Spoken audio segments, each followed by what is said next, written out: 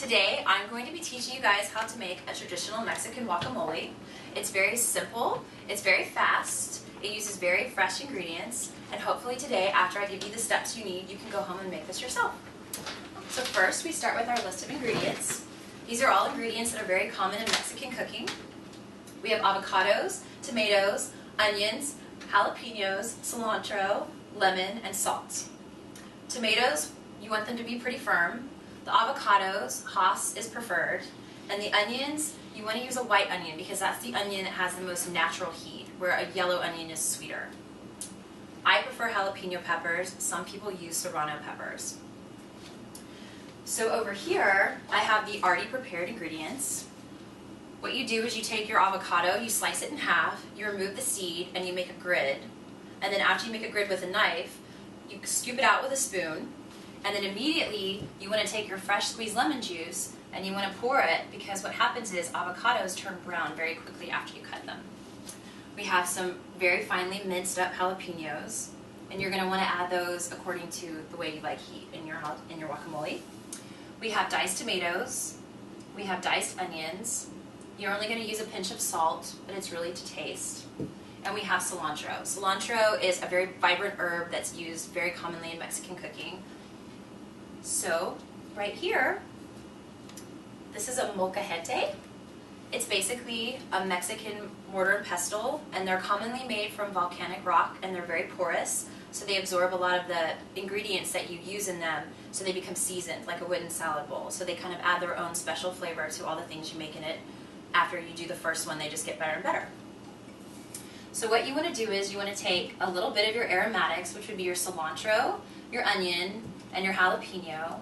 You want to take a pinch of salt.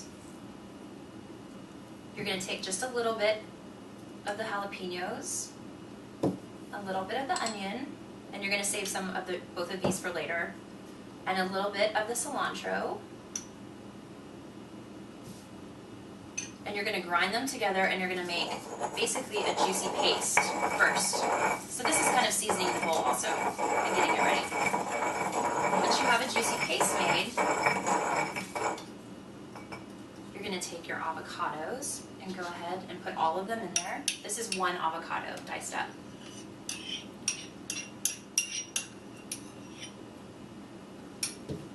Then you're going to grind it again. You really want to mash it really good, because guacamole is supposed to be pretty smooth, but you still want to keep some chunks in there because the texture is very important.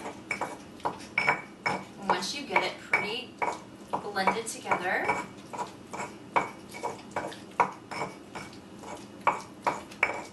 I'm going to take the remainder of the onions,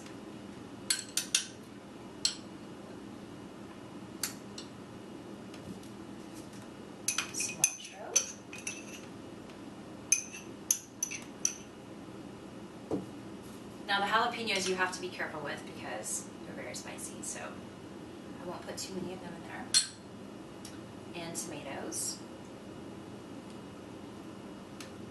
And a pinch of salt.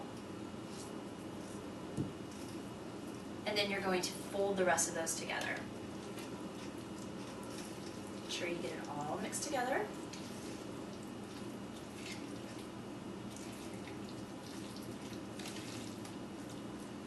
Okay, as you can see, that was very simple, that was very quick. It smells great. And now I'm going to place some on a chip. I'm going to ask each of you to taste it, and I'm going to try to get some feedback from you. So,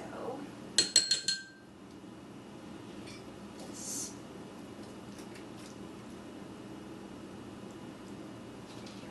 There's that.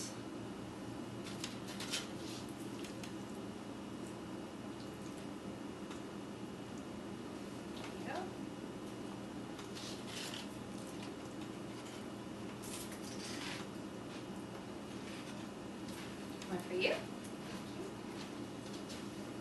So, did you find that this was a pretty easy, informative recipe? Oh yeah, I totally think I could do this myself. It's delicious.